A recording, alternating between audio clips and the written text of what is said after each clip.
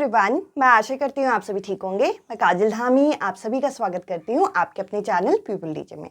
आज की वीडियो आप लोगों के लिए बहुत खास वीडियो होने वाली है, जिसके अंदर मैं आप लोगों के लिए यहाँ पे एक प्रैक्टिस सेट लेके आई हूँ, जो कि एक काफ़ी स्पेशल प्रैक्टिस सेट है, जिसके अंदर मैं आप लोगों के साथ पर्यावरण अध्ययन, जिसको हम ईवीएस के नाम से जानते हैं, और साथ ही साथ मैथ्स, जो खास करके यहाँ पे पेपर 1 को यहाँ पे टारगेट करती है, इसके मैं आपके साथ जो हमारी ऑनलाइन एग्जाम हुए थे, इसके क्वेश्चंस मैं आपके साथ यहाँ पे प्रैक्टिस करने वाली हूँ, जो कि 16 दिसंबर से लेकर 16 दिसंबर से आपके यहाँ पे 21 जनवरी के बीच में हुए थे। तो देखिए, आज की ये वीडियो आपकी काफ़ी खास होने वाली है, जिसको आप अंत तक देखिएगा, जिसके अंदर आप लोगों को ईवीएस पहले स्टार्टिंग में, फिर मैथ्स मैं आपके साथ यहाँ पे सॉल्व कर रही हूँ। और ये जो क्वेश्चन नंबर है आपके पूरे आपके साथ 40 क्वेश्चन यहाँ पे आपके साथ डिस्कस हो रहे हैं, जिसके अंदर 20 क्वेश्चन आपके ईवीएस के और 20 क्वेश्चन आपके यहाँ पे मैथ्स के क्वेश्चन होंगे, ताकि आपके यहाँ पे प्रैक्टिस हो सके। और इस सीरीज को मैं आपके एग्जाम तक यहाँ पे कंटिन्यू रखूंगी।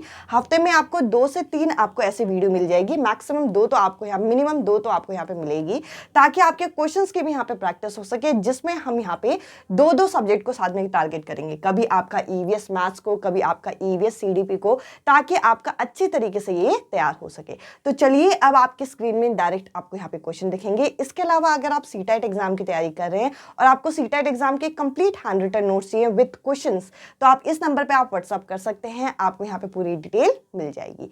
तो चलिए, अब सीधा आपके स्क्रीन में आपके सामने क्वेश्चन दिखेंगे, उन क्वेश्चंस को आप हल करिए और साथ ही साथ मेरे साथ अपनी प्रैक्टिस को बूस्ट करिएगा। अब चलिए, ये जो 40 क्वेश्चन की स्पेशल सीरीज़ है, इसको हम शुरू करते हैं। पहले आपको 20 क्वेश्चन यहाँ पे गणित के, मैथ्स के देखने को मिलेंगे। उसके बाद आपको 20 क्वेश्चन यहाँ पे ईवीएस के देखने को मिलेंगे। तो देखिए, पहला क्वेश्चन हमारे सामने, जिसके अंदर हमें ये बोल रखा है कि एक स्कूल है जिसके अंदर 96 आपकी टोटल टीचर हैं, और 96 टीचर में से 3/8 यानी कि 3/8 जो टीचर हैं वो आपके हाई स्कूल टीचर हैं। तो देखिए, सबसे पहले तो हम ये निकाल लेते हैं कि हाई स्कूल टीचर कितनी है। फटाफट 3/8 इसका निकालना है। तो देखिए, अगर हम 8 से इसे भाग करेंगे, किसको, 96 को, तो ये आपका कट जाएगा और यहाँ पे कितना आ जाएगा, 12 आ जाएगा। अब आपको करना क्या है, 12 और 12 और 3 को मल्टीप्लाई करना है, तो कितना आ जाएगा, 36। इससे हमें यहाँ पे क्या पता चला कि 36 स्कूल में हाई स्कूल टीचर हैं। तो देखिए, इसको मैंने मार्क कर दिया। अब देखिए, आगे यहाँ पे बोल रखा है कि ये जो हाई स्कूल टीचर है, यानी कि 36 जो आपकी हाई स्कूल टीचर है, इसमें से 2/9 जो है, यानी कि 2/9 जो है, वो आपकी मैथ्स पढ़ाती है। तो देखिए, 36 में से अगर 2/9 आपकी मैथ्स पढ़ाएंगी, तो यहाँ पे हम काट देंगे इसे, ये 4 बार में कटेगा, और 4 और 2 को मल्टीप्लाई करेंगे तो कितना आ जाएगा, 8। तो हमें ये पता चल गया कि मैथ्स कितनी टीचर पढ़ाती है, मैथ्स पढ़ाती है 8 टीचर। अब देखिए, आगे ये बोल रखा है कि हाई स्कूल टीचर में से कितनी ऐसी टीचर हैं जो कि मैथ्स नहीं पढ़ाती। तो देखिए, यहाँ पे हम लोगों ने ये निकाल लिया कि हाई स्कूल टीचर कितनी है, तो आप कहेंगे हाई स्कूल में टीचर कितनी है, 36, और 36 में से मैथ्स कितनी पढ़ाती है, तो मैथ्स पढ़ाती है 8। इस हिसाब से कितनी टीचर यहाँ पे मैथ्स नहीं पढ़ाती, तो 36 में से आप 8 को माइनस कर दीजिए। 36 में से जब हम 8 को माइनस करेंगे, तो आपका यहाँ पे आंसर आ जाएगा 28, जो कि आप लोगों को यहाँ पे कौन सा ऑप्शन में दे रखा है, जो कि आप लोगों को यहाँ पे तीसरे ऑप्शन में यहाँ पे मिल जाएगा। आई होप ये क्वेश्चन आप लोगों को यहाँ पे क्लियर हुआ होगा। अब चलिए अगले प्रश्न की तरफ। अगला क्वेश्चन आप लोगों के सामने है। यहाँ पे हमें दे रखा है 1/2, और यहाँ पे ब्रैकेट के अंदर दे रखा है 2/3, और यहाँ पे दे रखा है 4/5। इस क्वेश्चन को यहाँ पे आपको सॉल्व करना है। इस क्वेश्चन को सॉल्व करने से पहले आपको यहाँ पे एलसीएम निकालना होगा, किसका, 3 और 5 का, जो कि आपको यहाँ पे दे रखे हैं ब्रैकेट के अंदर। 3 और 5 का जो एलसीएम होता है वो होता है आपका 15, यानी कि 15 एक छोटी से छोटी ऐसी संख्या है जो कि 3 और 5 दोनों के पहाड़े में जाती है। तो हम क्या करेंगे, इसे इस तरीके से लिख देंगे, और यहाँ पे मैंने लिख दिया 15। आप मुझे बताइए कि 3 के टेबल में 15 कितने बार में आता है, तो आप कहेंगे 5 बार में। अब इस 5 को 3 के ऊपर वाली संख्या यानी कि 2 से आपको गुणा करना है। तो 5 और 2 को गुणा करेंगे तो कितना आ जाएगा, 10 आ जाएगा। ऐसे ही सेम आपको क्या करना है, 5 के पहाड़े में 15 कितने बार में आता है, तो आप कहेंगे 3 बार में।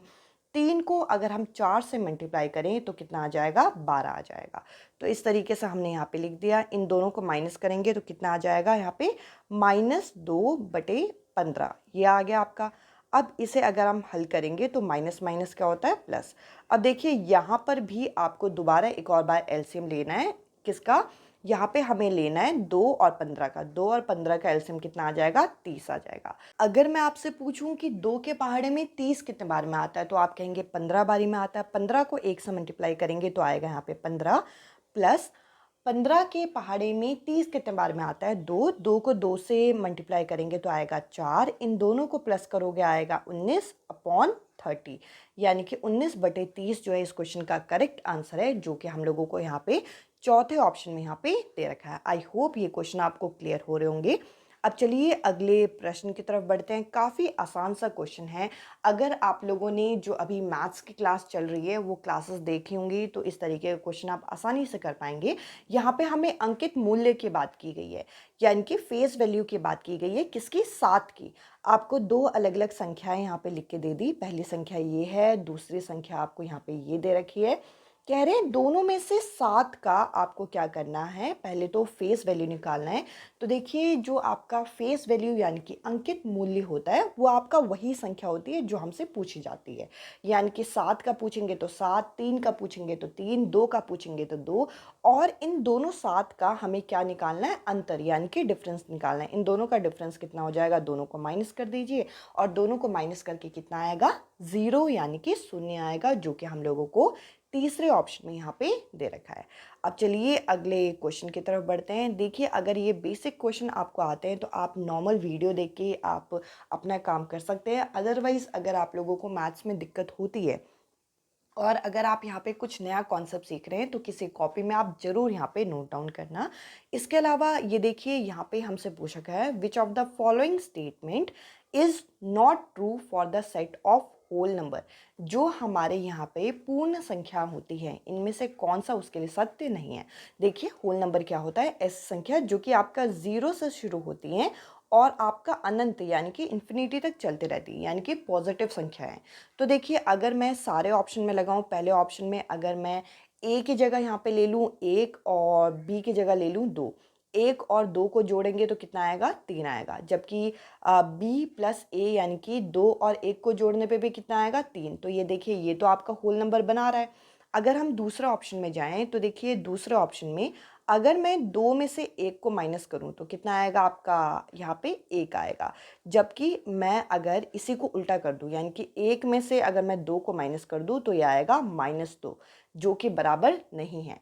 और यहाँ पे हमें वही ऑप्शन देखना था जो कि सत्य नहीं है। इस हिसाब से आप बाकी ऑप्शन भी चेक कर लीजिएगा। इस क्वेश्चन का दूसरा जो ऑप्शन है ये करेक्ट आंसर है। अब चलते हैं अगले प्रश्न की तरफ। देखिए अगला प्रश्न थोड़ा सा यहाँ पे ट्रिकी बनाने की कोशिश की गई है, अदरवाइज ट्रिकी है नहीं। एक बच्चे को यहाँ पे एक संख्या को 6 से भाग करने को बोला, जबकि उसने उस संख्या को 9 से भाग कर दिया और 9 से उस संख्या को भाग किया और वो जो संख्या है वो 21 बारी में भाग चलेगी। और जब उस संख्या को भाग किया तो शेष यानी कि रिमाइंडर कितना बचा आपका? 3 बचा। तो सबसे पहले तो वो संख्या क्या है यही हम पता कर लेते हैं। देखिए इस क्वेश्चन को आप कंफ्यूज मत होना। इस क्वेश्चन में क्या बोल रखा है? एक संख्या को 6 से भाग करना है, जबकि उस बच्चे ने क्या कर दिया? उस बच्चे ने उस संख्या को 9 से भाग कर दिया और वो संख्या अभी पता नहीं है हमें कितनी है। और वो संख्या कितने बारी में भाग चले गई? वो 21 बारी में भाग चले गई। और यहाँ पे जब वो 21 बारी में भाग गई है तो यहाँ पर शेष यानी कि रिमाइंडर कितना बचा? वो बचा 3। तो वो संख्या कितनी है ये कैसे निकलेगा? तो x हमारा कैसे निकलता है? ये जो संख्या है इसके लिए एक सूत्र होता है कि जितने बारी में भाग गया यानी कि 21 को अगर हम 9 से यहाँ पे गुणा कर दें और जो शेष यानी कि रिमाइंडर आया इसको अगर हम उसमें जोड़ दें, यानी कि 189 में अगर हम 3 को जोड़ दें तो हमें पता चल जाएगा कि वो संख्या कितनी है। वो संख्या है 192। 192 को 9 से भाग किया गया था, यानी कि हमारे पास अब ये संख्या आ गई 192। तो मैं इस संख्या को 192 को यहाँ पे लिख रही हूँ। अब देखिए कह रहे हैं कि इस 192 को 6 से भाग करने पे कितना यहाँ पे रिमाइंडर आएगा और कितना क्वोशिएंट आएगा ये आपको निकालना है। तो ज़रा इसको भाग कर लेते हैं। 3 बारी में जाएगा, यहाँ पे बचेगा आप, यहाँ पे आएगा 18, यहाँ पे बचेगा 1 और यहाँ पे आएगा 2 और यहाँ पे ये 2 बारी में पूरा का पूरा भाग हो जाएगा। यानी कि शेष कितना बचा? शेष तो कुछ बचेगा ही नहीं। और कितने बारी में ये पूरा भाग चला गया? ये 32 बारी में भाग चला गया। इस हिसाब से इस क्वेश्चन का फोर्थ जो ऑप्शन है ये करेक्ट आंसर है। आई होप ये क्वेश्चन आपको क्लियर हुआ होगा। अब चलिए अगले प्रश्न की तरफ चलते हैं। अगला क्वेश्चन आपके सामने है। अब देखिए यहाँ पे हमें तुल्य भिन्न यानी कि लाइक फ्रैक्शन देखना है। लाइक फ्रैक्शन वो होता है जिसका जो आपका डिनोमिनेटर है वो आपका बराबर होता है और न्यूमरेटर कुछ भी हो सकता है। इस हिसाब से आप ऑप्शन देख सकते हैं। इस हिसाब से इस क्वेश्चन का फोर्थ जो ऑप्शन है ये करेक्ट आंसर है। देखिए जिस क्वेश्चन में डिटेल एक्सप्लेनेशन की ज़रूरत है उस क्वेश्चन में मैं आपके साथ डिटेल एक्सप्लेनेशन यहाँ पे दूंगी। जिस क्वेश्चन में ऐसा एक्सप्लेनेशन की ज़रूरत नहीं है, डायरेक्ट आपके हो रहे हैं, उस क्वेश्चन को आप डायरेक्ट यहाँ पे देख सकते हैं। अब देखिए अगला प्रश्न आपके सामने, यहाँ पे हमसे पूछ रखा है कि इनमें से कौन सा एक परफेक्ट क्यूब नहीं है। क्यूब क्या होता है? एक घन, यानी कि एक संख्या को अगर हम 3 बारी उसी से ही मल्टीप्लाई कर दें तो वो उसका परफेक्ट क्यूब कहलाता है। तो 8 का परफेक्ट क्यूब क्या होगा? 2 होगा। इस हिसाब से ये बताना है कि इनमें से कौन सा परफेक्ट क्यूब नहीं है। तो जो 729 यहाँ पे दे रखा है वो 9 का परफेक्ट क्यूब होता है। इसके अलावा जो 1000 दे रखा है वो 10 का परफेक्ट क्यूब होता है। जबकि 216 जो दे रखा है ये 6 का परफेक्ट क्यूब होता है। जबकि ये जो आपका 336 है ये किसी का परफेक्ट क्यूब नहीं होता। इस हिसाब से इस क्वेश्चन का तीसरा जो ऑप्शन है ये करेक्ट आंसर होगा।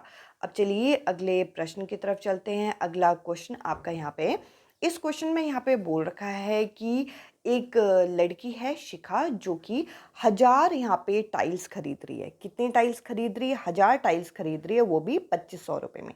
तो देखिए 2500 रुपये में ये कितने टाइल्स खरीद रही है? 1000 टाइल्स खरीद रही है। तो यहाँ पे बोल रखा है कि अगर उसके पास 4000 रुपये है तो कितने टाइल्स खरीद पाएंगी। तो देखिए 1 रुपये की कितनी टाइल आई ये ज़रा निकाल लेते हैं। तो 1000 ऊपर आ जाएगा और 2500 नीचे आ जाएगा। तो देखिए इन दोनों को अगर हम भाग करेंगे तो 2 0 से 2 0 कट जाएगा और 5 की टेबल से यहाँ पे आ जाएगा 10, यहाँ पे आ जाएगा 25। 5 की टेबल से काटेंगे तो यहाँ पे आ जाएगा आपका 2 और यहाँ पे आ जाएगा 5, यानी कि 2/5। अब 2/5 आपके पास यहाँ पे है और उसके पास पैसे कितने? उसके पास अब पैसे हैं यहाँ पे 4000। तो इसे 4000 से आप मल्टीप्लाई कर दीजिए। 4000 से मल्टीप्लाई करेंगे तो 5 के पहाड़े में कट जाएगा कितने बार में? 800 में।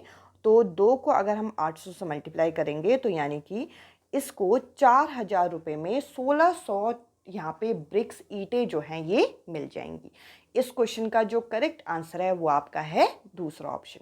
अब चलिए अगले प्रश्न की तरफ चलते हैं। अगला क्वेश्चन हमारे सामने, यहाँ पे हम लोगों को बोल रखा है मिनी जो है अपनी टीचर को बताती है कि उसने एक रेक्टेंगल, एक आयत यहाँ पे बनाया जो कि जिसकी चारों भुजाएं कितनी हैं? 4 सेंटीमीटर है। 4 सेंटीमीटर का एक आयत यानी कि एक रेक्टेंगल बनाया। अब देखिए यहाँ पे हम लोगों को ये पूछ रखा है कि इनमें से कौन सा स्टेटमेंट आपका सही है। तो यहाँ पे एक ही स्टेटमेंट सही होगा, ऑल रेक्टेंगल आर स्क्वायर। जितने भी आपके आयत होते हैं वे सभी वर्ग है, तभी तो उसने चारों सेम भुजाओं वाला एक आपका क्या बनाया? रेक्टेंगल यहाँ पे तैयार किया। इस क्वेश्चन का तीसरा जो ऑप्शन है ये करेक्ट आंसर है। अब चलते हैं अगले प्रश्न की तरफ। अगले क्वेश्चन में आप लोगों को एक त्रिभुज दे रखा है, एक यहाँ पे रेक्टेंगल दे रखा है और इसके अलावा जो आपको सीटेट के हैंड रिटन नोट्स की स्टार्टिंग में मैंने यहाँ पे बात की थी उसके अंदर ये सारे क्वेश्चन ऑलमोस्ट आपको सॉल्व मिलेंगे ताकि आप लोगों की प्रिपरेशन बहुत अच्छी तरीके से हो सके। साथ ही साथ आप लोगों की जो सीबीटी क्वेश्चन ऑनलाइन मोड पे पेपर हुए थे ये सभी क्वेश्चंस के कंप्लीट सॉल्यूशन के साथ वो पीडीएफ भी अवेलेबल है। अगर आप चाहते हैं तो जो नंबर आपको दिखा था उस नंबर पे सीटेट नोट्स करके अगर आप मैसेज करेंगे तो आपको सारी डिटेल वहाँ पे मिल जाएगी। अब देखिए इस क्वेश्चन में यहाँ पे बोल रखा है कि एक आपके पास त्रिभुज है जो कि आपका क्या है, इसकी जो आपको एंगल दे रखा है, जो कोण दे रखा है वो आपको रेशियो में दे रखा है। तो हमने यहाँ पे 4x 5x और 6x ऐसे ले लिया। आपको बताना है कि इनके जो साइड्स होंगी वो जो एंगल होंगी वो कितनी होंगी, सॉरी। अब देखिए आपको पता है कि जो त्रिभुज होता है आपका, जो ट्रायंगल होता है, इसकी तीनों साइड का सम कितना होता है। तो आप कहेंगे तीनों साइड का जो सम होता है वो कितना होता है, 180 होता है। तो मैं इस तरीके से 180 लिख सकती हूँ। इन सभी को अगर हम जोड़ेंगे तो यहाँ पे आ जाएगा 15x, यहाँ पे इसको जरा ठीक कर देती हूँ, ये आ जाएगा 15x इक्वल टू 180। तो x का मान कैसे आएगा, 180 को हम 15 से यहाँ पे भाग कर देंगे तो x का मान यहाँ पे आ जाएगा आपका 12। तो आपको निकालना है कितना कितना है। तो देखिए 4x है, यानी कि 4 को अगर हम 12 से मल्टीप्लाई करें तो आपका कितना आ जाएगा, यहाँ पे 48 आ जाएगा। तो देखिए एक ही ऑप्शन ऐसा है जिसमें आपको 48 मिल रहा है, जो कि आपको तीसरा ऑप्शन है। इसके अलावा आप सारे चीज़ों को यहाँ पे 5x 6x को भी वैल्यू मान लगा के देख सकते हैं, आपका आंसर आ जाएगा। एग्जाम में क्या करना है, आपको टाइम बचाने की कोशिश करनी है, तो इस तरीके से आपको अप्रोच लगाना है। अब देखिए अगले प्रश्न की तरफ अगर हम चलें तो अगले प्रश्न में यहाँ पे बोल रखा है कि रागिनी जो है स्टेशन पहुँच रही है 2 बजे। ठीक है जी, दोपहर के 2 बजे आपका स्टेशन पहुंच रही है। उसे अलीगढ़ के लिए ट्रेन पकड़नी है, तो ट्रेन जो है वो अलग अलग समय पे है। तो उसे अगर जल्दी पहुंचना है और टाइम कम लगाना है तो वो कौन सी ट्रेन को यहाँ पे पकड़े। अगर दोपहर के 2 बजे की अगर मैं बात करूँ यहाँ पे, तो दोपहर के 2 बजे यानी कि 2 PM में वो पहुँची है। अगर 2 PM को जिस तरीके से यहाँ पे हमें टाइम दे रखा है, इस तरीके से अगर हम लिखें तो 2 PM जो होगा वो कितने के बराबर होगा, वो 14 के बराबर होगा। और 14 से सबसे करीब कौन सी संख्या है, ये 17 वाली संख्या है। तो ये आपका जो आपका पहली ट्रेन है, ट्रेन ए को अगर ये पकड़ती है तो इसको यहाँ पे ये जल्दी पहुँच जाएगी। इस क्वेश्चन का पहला जो ऑप्शन है ये करेक्ट आंसर है। अब चलते हैं अगले क्वेश्चन की तरफ। अब देखिए यहाँ पे रीता जो है एक यहाँ पे वार्ड मेंबर है जो कि एक एरिया की, और वो एक कम्युनिटी रूम बनाना चाहती है जो कि इतने फीट का है, यानी कि 11 फीट और 11 इंटू 16 फीट का है। और उसके पास अलग अलग तरीके के फ्लोर के टाइल्स हैं। तो यहाँ पे बोल रखा है कि अगर वो चाहती है तो कौन सा यहाँ पे टाइल खरीदे जिसके बाद उसको उस टाइल को काटने की ज़रूरत ना पड़े। तो देखिए इसके लिए सबसे पहले हम लोग करेंगे क्या, इसके लिए सबसे पहले हम लोगों को क्या करना होगा, यहाँ पे जो आपका जो कमरा है उसका जो आपका एरिया है वो निकाल लें। यानी कि 11 को 16 से मल्टीप्लाई कर दें तो कितना आ जाएगा यहाँ पे 176। देखिए आपके पास 4 ऑप्शन है, पर आपको वो वाले ऑप्शन को चूज़ करना है जो कि आपका पूरे तरीके से इस संख्या को आपका डिवाइड कर दे। क्यों, क्योंकि यहाँ पे हमें टाइल्स काटनी नहीं है। तो देखिए अगर हम 2/2 का अगर हम टाइल लेते हैं, 2/2 का टाइल का अगर हम एरिया निकालें तो 2/2 का टाइल का एरिया कितना आ जाएगा 4, और 4 से अगर मैं इस संख्या को भाग कर दूं, यानी कि 176 को भाग करूं तो ये आ जाएगा 44। यानी कि 44 ऐसे टाइल्स लगेंगी जिसमें से कोई भी टाइल कटेंगी नहीं। तो देखिए आप अगर बिना दशमलव वाली, इसके अलावा अगर आप 3/3 की भी टाइल लेते हैं तो आ जाएगा 9। 9 जो है इससे पूरा भाग नहीं होगा 176 से। तो आपको ऐसे ऑप्शन को देखना था जिसके बाद आपको टाइल्स काटनी ना पड़े। तो देखिए अगर आप 2/2 के टाइल लेते हैं तो आपको 44 टाइल्स लग जाएंगी जिसमें से कोई टाइल आपको काटने की जरूरत नहीं होगी। इस हिसाब से इस क्वेश्चन का दूसरा जो ऑप्शन है ये करेक्ट आंसर है। अब चलिए अगले प्रश्न की तरफ चलते हैं। अगले क्वेश्चन में यहाँ पे बोल रखा है कि मिस मीनू है जो कि अपनी क्लास को 8 ग्रुप में यहाँ पे डिवाइड कर रही है ताकि वो अपना अपना यहाँ पे वेट को मेज़र कर सके, मतलब अपना अपना यहाँ पे जो भार है उसको दर्ज कर सके। और जब बच्चे यहाँ पे भार को निकालते हैं तो जो एवरेज निकल रहा है वो एवरेज कितना निकल रहा है, वो आपका 32.8 निकल रहा है। तो आपका एवरेज कितना निकल रहा है, एवरेज यहाँ पे निकल रहा है, मैं इस तरीके से लिख देती हूँ 38.2 सॉरी। अब देखिए यहाँ पे बोल रखा है कि बाद में बच्चों को ये रियलाइज़ हुआ कि एक स्टूडेंट का वेट जो कि आपका 25.9 था उसका 29.5 यहाँ पे रिकॉर्ड कर लिया गया। तो करेक्ट मीन क्या होगा, करेक्ट यहाँ पे औसत हमें बताना है। तो देखिए एवरेज जो निकला वो शुरुआत में कितना निकला 38.2 निकला, तो मैंने इसको लिख लिया। अब देखिए यहाँ से अगर हम टोटल वेट निकाल लें, बच्चों का टोटल वेट कितना रहा होगा, तो टोटल वेट कितनों का निकाला था हमने, 8 बच्चों का निकाला था। तो 8 इंटू 38.2 करेंगे तो टोटल वेट जो है बच्चों का कितना निकलेगा, वो 305.6 kg यहाँ पे निकलेगा। ये जो वैल्यू है ये आपका टोटल वेट है, यानी कि बच्चों का कुल भार। कुल भार में से, अब देखिए यहाँ पे मैं जो कुल भार है इसको यहाँ पे मैं इस तरीके से लिख दे रही हूँ। इसके अलावा जो बच्चों ने रिकॉर्ड किया उसमें बच्चों ने गलती कितने की बच्चों को यहाँ पे 25.9 यहाँ पे रिकॉर्ड करना था, जबकि 29.5 यहाँ पे रिकॉर्ड किया। तो इन दोनों के बीच में गैप कितना आया होगा? इन दोनों के बीच का गैप अगर आप इन दोनों को माइनस करके यहाँ पे निकालते हैं, इन दोनों को माइनस करके यहाँ पे निकालेंगे तो आपका 3.6 यहाँ पे आ जाएगा। तो देखिए कुल भार में से इस 3.6 को आप माइनस कर दीजिए। माइनस करेंगे तो माइनस करने पे आपका कितना आ जाएगा? 302 केजी। अब ये देखिए 302 केजी तो आया, पर आपको क्या निकालना है? यहाँ पे औसत निकालना है, एवरेज निकालना है। तो 302 का हम क्या करेंगे? इसका औसत निकालने के लिए 8 से इसे भाग कर देंगे। 8 से अगर हम इसे भाग करेंगे तो यहाँ पे 37.75 केजी यहाँ पे आ जाएगा, जो कि आपका करेक्ट औसत यहाँ पे, जबकि 38.2 जो औसत है पहले आया था। इस क्वेश्चन का पहला जो ऑप्शन है ये करेक्ट आंसर है। अब चलिए अगले क्वेश्चन की तरफ चलते हैं। अगला क्वेश्चन आपके सामने है। इस क्वेश्चन में देखिए यहाँ पे हम लोगों को करना क्या है? इस क्वेश्चन में हम लोगों को एक पैटर्न दे रखा है। हिंदी वाले ऑप्शन में एक चीज़ यहाँ पे देख लीजिएगा, ये यहाँ पे प्लस का नहीं, यहाँ पे हर जगह पे डिवाइड का साइन है। ठीक है जी, इस चीज़ को आप देख लीजिएगा। यहाँ पे -4 होगा, सॉरी ये यहाँ पे -4 होगा, ये माइनस का साइन यहाँ पे लगाया नहीं। तो देखिए आगे यहाँ पे आपका क्या होगा? 9, 8, 7, 6, 5, फिर माइनस यहाँ पे कितना आ जाएगा? 5। और यहाँ पे हम डिवाइड किससे करेंगे? वही 8 से डिवाइड करेंगे। और यहाँ पे भी कितना आ जाएगा? 1, 2, 3, 4, 5। तो देखिए यहाँ पे ना ये माइनस का साइन होना चाहिए था इनके बीच में, वो माइनस का साइन लगा नहीं, इस वजह से यहाँ पे थोड़ा सा एरर हो गया। अब देखिए इस हिसाब से इस क्वेश्चन का फोर्थ जो ऑप्शन है ये करेक्ट आंसर है। प्रियांशु के पास यहाँ पे करेंसी नोट हैं किसके? 10 और 20 के।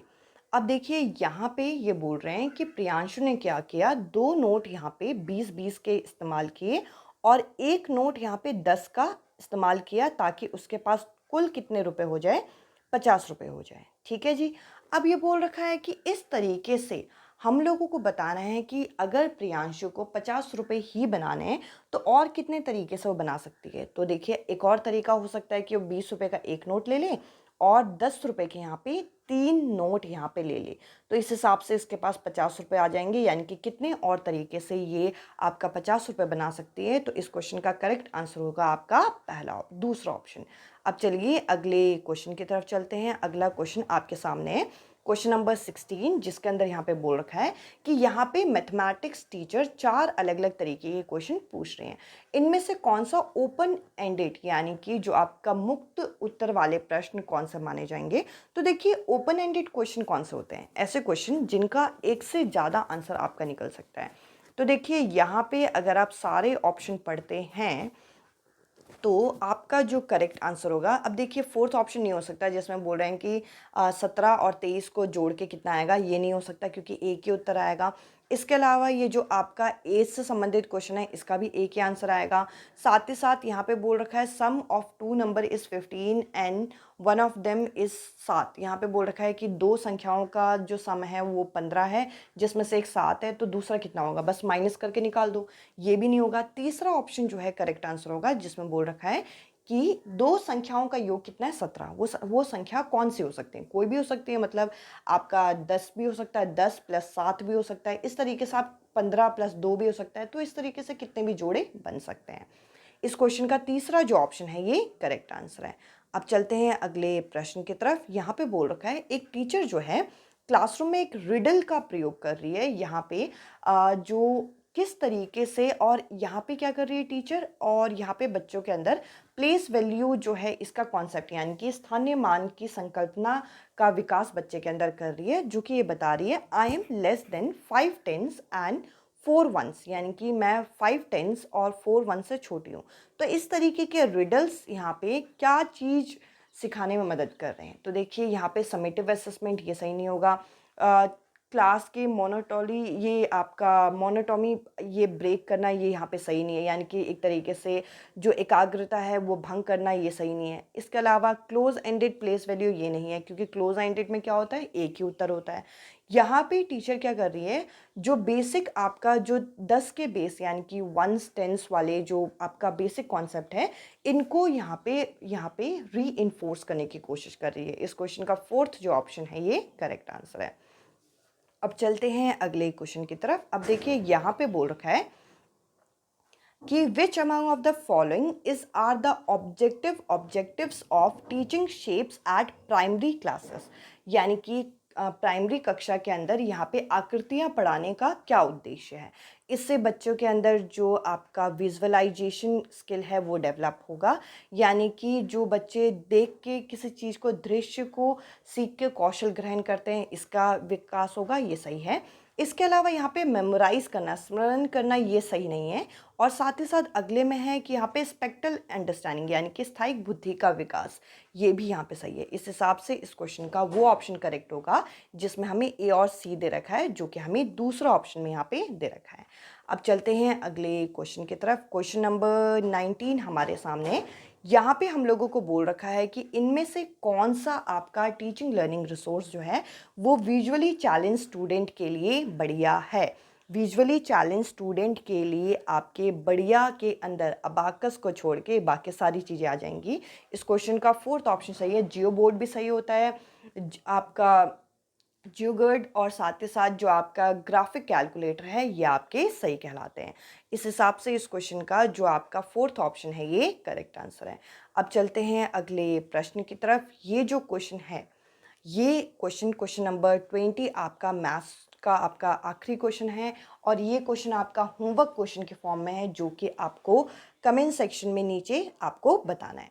अब चलते हैं हम ईवीएस के प्रश्नों की तरफ। आई होप ये जो क्वेश्चन हम डिस्कस कर रहे हैं ये क्वेश्चन आपको क्लियर भी हो रहे हैं। और अब चलते हैं हम डायरेक्ट यहाँ पे ईवीएस के क्वेश्चन की तरफ। चलिए अब हम ईवीएस का पहला क्वेश्चन यहाँ पे देखते हैं।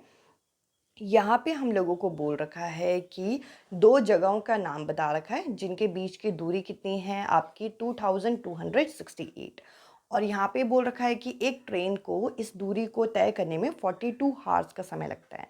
तो आपको यहाँ पे उस ट्रेन की स्पीड बतानी है, वो भी मीटर पर सेकेंड में। तो देखिए स्पीड का फॉर्मूला क्या होता है, तो देखिए ये मैंने आपको क्लास करा दी है। स्पीड का फॉर्मूला होता है आपका डिस्टेंस अपॉन टाइम। अगर आप मेरे चैनल पे नए हैं और अगर आपको ये क्लासेस पसंद आ रही हैं तो आप प्लेलिस्ट सेक्शन में जाएं, आपको सीडीपी की, ईवीएस की, मैथ्स की, साथ ही साथ पेपर 1 पेपर 2 की भी क्लासेस यहाँ पे चल रही है। आपको प्लेलिस्ट सीक्वेंस वाइज वहाँ पे मिल जाएगा। अब देखिए यहाँ पे डिस्टेंस कितना है, यहाँ पे 2268, और टाइम कितना है 42 हार्स। तो देखिए इन दोनों को अगर हम भाग करेंगे, इन दोनों को भाग करने के बाद आपका कितना आ जाएगा यहाँ पे 54 किलोमीटर पर हार। पर देखिए यहाँ पे आपको आंसर किस में निकालना है, मीटर पर सेकेंड में। इस चीज़ को गौर कीजिएगा। अगर आपका ये 54 किलोमीटर पर हार है और अगर आप पहले ऑप्शन को ही टिक मार देते हैं तो ये आपका सही नहीं होगा। तो आपको करना क्या है, 54 को आपको 5/18 से मल्टीप्लाई करना है ताकि ये मीटर पर सेकेंड में बदल जाए। तो ये 18 को अगर हम काटेंगे 54 से तो 3 बार में जाएगा, और 3 और 15 आपका 3 और 5 को मल्टीप्लाई करके 15 मीटर पर सेकेंड आएगा। इस हिसाब से चौथा जो ऑप्शन है ये करेक्ट आंसर है। अब चलते हैं अगले क्वेश्चन की तरफ। अब देखिए अगला क्वेश्चन यहाँ पे डायरेक्शन संबंधित क्वेश्चन है, जिसमें से ये बोल रखे हैं कि एक बच्चा ए पॉइंट से बी पॉइंट तक जाने की कोशिश कर रहा है। तो पहले वो क्या कर रहा है, ए पॉइंट से वो शुरू कर रहा है और 120 मीटर वो नॉर्थ की तरफ गया। तो देखिए ए यहाँ पे लिख देते हैं और ये ओ लिख देते हैं।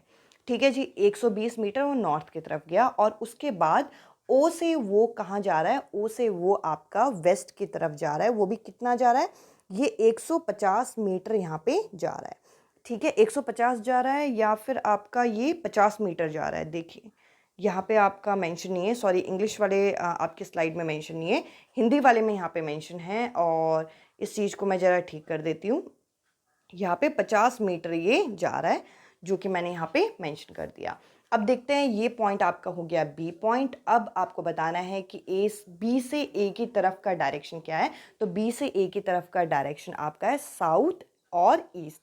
अब देखिए साउथ और ईस्ट आपको दो ऑप्शन में मिल रहे हैं, दूसरा और तीसरा ऑप्शन में मिल रहे हैं, पर आपको ये भी बताना है कि दोनों के बीच की दूरी क्या है। तो यहाँ पे पाइथागोरस का रूल लगेगा। ये एक राइट एंगल ट्राइंगल बन गया। राइट एंगल ट्राइंगल ये बोलता है कि जो लॉन्गेस्ट साइड होता है, यानी कि ए बी का जो स्क्वायर होगा वो दोनों साइड के स्क्वायर के सम के बराबर होगा, यानी कि 120 का स्क्वायर प्लस 50 का स्क्वायर। तो देखिए इसको अगर आप हल करेंगे तो आपका 120 का स्क्वायर कितना आ जाएगा, तो आप कहेंगे यहाँ पे आपका आ जाएगा 14,400, और अगर आप यहाँ पे 50 का स्क्वायर निकालेंगे तो ये आ जाएगा 2500।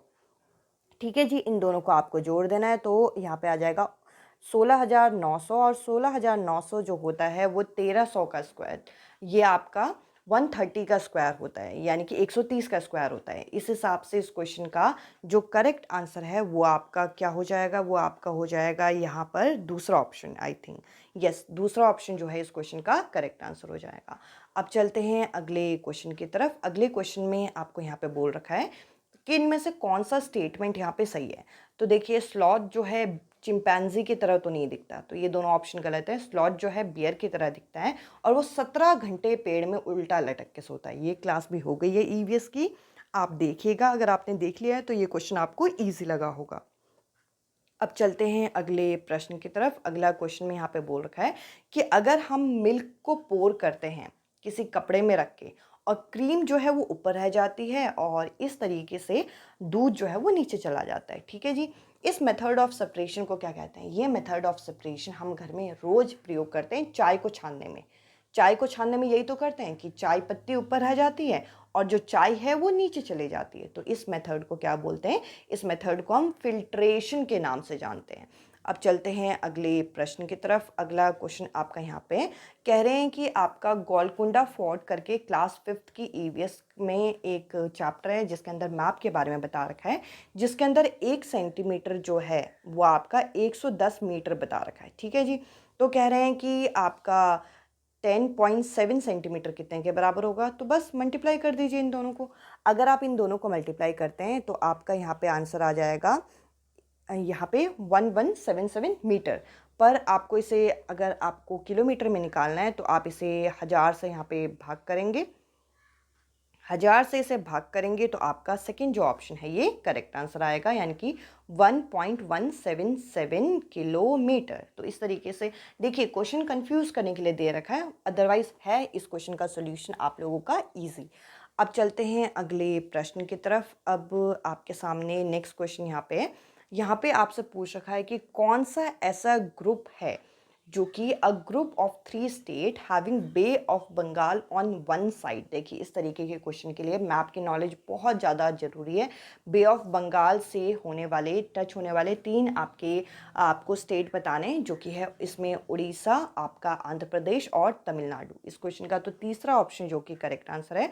पर ऐसे क्वेश्चन के लिए प्लीज़ आप मैप को अभी से थोड़ा थोड़ा माइंड में बिठाना शुरू करिए, क्योंकि जो आपके मैप से संबंधित क्वेश्चन है एक यहाँ पे पूछा जाता है जो कि आपको अच्छे से यहाँ पे आना चाहिए। अब देखते हैं अगला क्वेश्चन। यहाँ पे बोल रखा है अगर आप मध्य प्रदेश में, अगर आप भारत के मानचित्र को अगर हम देखते हैं, भारत के मानचित्र में मध्य प्रदेश इस साइड पड़ेगा, तो कह रहे हैं थिकेस्ट फॉरेस्ट किस साइड होता है? थिकेस्ट फॉरेस्ट इस साइड होता है। थिकेस्ट फॉरेस्ट आपका किस साइड यहाँ पे होगा? नॉर्थ ईस्टर्न साइड में होगा। नॉर्थ ईस्ट साइड में आपके थिकेस्ट फॉरेस्ट होते हैं, जो कि आपका यहाँ पे मैंने इस तरीके से एरो वाइज मार्क करके भी दिखा दिया। इस क्वेश्चन का दूसरा जो ऑप्शन है ये करेक्ट आंसर है। अब चलते हैं अगले क्वेश्चन की तरफ। ये क्वेश्चन आपका पूछा गया था कि माउंट एवरेस्ट की जो हाईएस्ट पीक है उसकी हाइट कितनी है। उसकी एक्चुअल हाइट तो होती है 8848 मीटर, पर देखिए यहाँ पे ये ऑप्शन ही नहीं था, और इससे जो सबसे क्लोजेस्ट ऑप्शन है वो आपका है दूसरा ऑप्शन, जो कि आपको यहाँ पे मिल जाएगा, और इस हिसाब से हम दूसरे ऑप्शन को यहाँ पे सही कह सकते हैं। अब देखिए अगला क्वेश्चन आपके सामने कह रहे हैं जो शूटिंग स्टार होता है, जो आपका टूटता तारा जिसे हम विश भी मांगते हैं, वो क्या होता है? वो आपका होता है उल्का पिंड, जो कि हम मीटेरॉइड्स के नाम से जानते हैं, जो कि हमें तीसरा ऑप्शन में यहाँ पे दे रखा है। अब देखिए ईवीएस के कई क्वेश्चन तो बहुत डायरेक्ट मिलेंगे आपको, जिसके आंसर आपको टिक करने में 5 सेकेंड भी लगेगा, बट कुछ क्वेश्चन होते हैं जो कि डायरेक्शन बेस्ड, मैप से संबंधित और आपके जो एवरेज स्पीड से संबंधित, उनमें थोड़ा सा टाइम आपको लग सकता है। अब देखिए यहाँ पे एक क्वेश्चन पूछ रखा है जो खेजड़ी ट्री होता है, इससे संबंधित हमें कौन सा कथन यहाँ पे, कौन कौन से कथन यहाँ पे सही है। पहले कथन में बोल रखा है कि ये जो वृक्ष होते हैं, ये जो पेड़ होते हैं, ये डेजर्ट एरिया में मिलते हैं, सही है ये। इसके अलावा ये ग्रो होते हैं और ग्रो होने में, उगने में इन्हें कम पानी की आवश्यकता होती है, ये भी सही है। इसके अलावा यहाँ पे बोल रखा है कि ये अपनी ट्रंक में, तने में पानी को स्टोर करते हैं जो कि ड्रिंकिंग में काम आता है। देखिए ये आपका किसी और पेड़ की आपकी ये विशेषता है जो कि आपको कमेंट सेक्शन में आपको मेंशन करना है। इसके अलावा यहाँ पे बता रखा है जो इसके पेड़ की छाल होती है उसको हम मेडिसिन, दवाइयाँ बनाने में प्रयोग करते हैं और इसमें जल्दी कीड़े भी नहीं लगते, ये भी सही है। और साथ ही साथ इसमें कम पत्तियाँ होती हैं, ये सही नहीं है। तो ए और बी और डी, ए बी और डी आपको जिस ऑप्शन में मिले वो इस क्वेश्चन का करेक्ट आंसर है, जो कि है पहला ऑप्शन। अब चलते हैं अगले प्रश्न की तरफ। अगला क्वेश्चन आपके सामने, एक बच्चा है जो कि एक स्टेटमेंट यहाँ पे दे रहा है कि मैं जिस जगह से आता हूँ वहाँ पे बहुत गर्मी पड़ती है, इतनी गर्मी होती है कि यहाँ पे बोल रखा है कि हमारे घर, यहाँ के घर जो हैं वो मिट्टी के बनते हैं और जो दीवारें होती हैं वो काफ़ी मोटी होती है और उनमें भी मिट्टी की लिपाई होती है और जो रूफ़ होते हैं, जो छत होते हैं वो झाड़ियों से ढकी होती है। तो देखिए अगर आप इस क्वेश्चन को गेस भी करें तो सबसे ज़्यादा गर्मी वाला जो जगह है वो राजस्थान है। इस हिसाब से इस क्वेश्चन का तीसरा जो ऑप्शन है ये करेक्ट आंसर हो जाएगा। अब देखते हैं अगले प्रश्न को। अगले क्वेश्चन में भी इस तरीके से एक हिंट दे रखा है। एक बच्चा बताता है कि मैं जिस जगह से आता हूँ उस जगह पे हम लोग क्या करते हैं, फ़िश को कुक करते हैं, वो भी मस्टर्ड ऑयल में। और ये एनसीईआरटी के अंदर बता रखा है। ये जगह आपकी पड़ती है कश्मीर में। कश्मीर में इस तरीके से आपकी जो फ़िश है उसको मस्टर्ड ऑयल के अंदर कुक करके खाया जाता है। अब देखिए जिन क्वेश्चन में ज़्यादा आपकी एक्सप्लेनेशन की नीड नहीं है उन क्वेश्चन में ज़्यादा टाइम लगाने का और टाइम वेस्ट करने का इतना कोई वो है भी नहीं, तो आप डायरेक्ट उनके आंसर देख सकते हो। बाकी ऑप्शन यहाँ पे इनकरेक्ट हैं। अब चलते हैं अगले प्रश्न की तरफ। अब देखिए यहाँ पे बोल रखा है कि इनमें से कौन सा स्टेटमेंट जो है करेक्ट है। तो देखिए यहाँ पे बोल रखा है कि जो अडल्ट एलिफेंट है वो इतने ट्विंग एक दिन में खा लेता है, तो देखिए इससे ज़्यादा ही खाता है, तो ये ऑप्शन गलत है। इसके अलावा यहाँ पे बता रखा है कि एलिफेंट यानी कि हाथियों की वेट ज़्यादा होने की वजह से वो क्या करते हैं, वो यहाँ पे वो ज़्यादा रेस्ट करना पसंद करते हैं, तो देखिए ये गलत है। एलिफेंट जो है कम रेस्ट करते हैं और पानी के साथ खेलना पसंद करते हैं। इसके अलावा यहाँ पे बोल रखा है कि ऑन एन एवरेज वो इतने घंटे सोते हैं, वो लगभग आपका इससे कम ही टाइम सोते हैं, वो आपका 4 से 5 घंटे लगभग सोते हैं। तो देखिए इस क्वेश्चन का तीसरा जो ऑप्शन है ये सही है, जिसके अंदर हमें ये बता रखा है कि जो एक 3 महीने का बेबी एलिफेंट है वो लगभग एक दिन में आपका कितना 200 केजी आपका ट्विंग यानी कि झाड़ियाँ वगैरह खा सकता है। इस क्वेश्चन का तीसरा जो ऑप्शन हो जाएगा वो सही है। अब चलते हैं अगले प्रश्न की तरफ। अब देखिए यहाँ पे बोल रखा है कि ऐसे एक समूह को चुनिए जिनको हम रिसाइकिल कर सकते हैं। रिसाइकिल करने के लिए हम लोग देखिए यहाँ पे इसमें अगर आप ऑप्शन में जाएं तो देखिए मोबाइल फ़ोन आपका रिसाइकिल, इसको ठीक किया जा सकता है, बट एक टाइम बाद इसकी जो एज है वो ख़त्म हो जाएगी, तो ये सही नहीं है।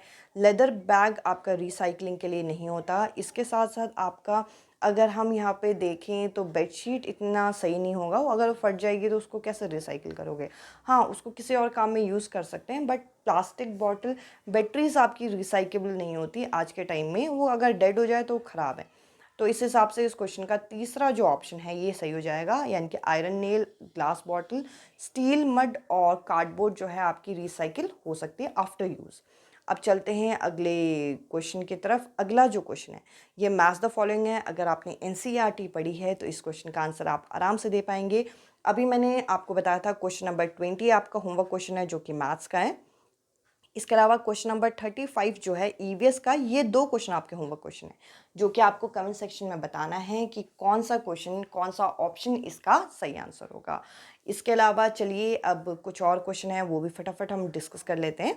तो देखिए यहाँ पे बोल रखा है कि ये एस होगा यहाँ पे, select a suitable assessment task for class 4 student of EVS, मतलब कक्षा 4 की पर्यावरण अध्ययन के जो विद्यार्थी हैं उनमें रचनात्मक आकलन के लिए इनमें से कौन सा कार्य का चुनाव कर सकते हैं। तो देखिए चीज़ें लिखना क्वेश्चन आंसर लिखने से तो कोई फ़ायदा नहीं होगा, डेफिनेशन ये भी सही नहीं है, और ऑब्जेक्ट के लिस्ट को लर्न करना, सिर्फ याद करना वो सही नहीं है।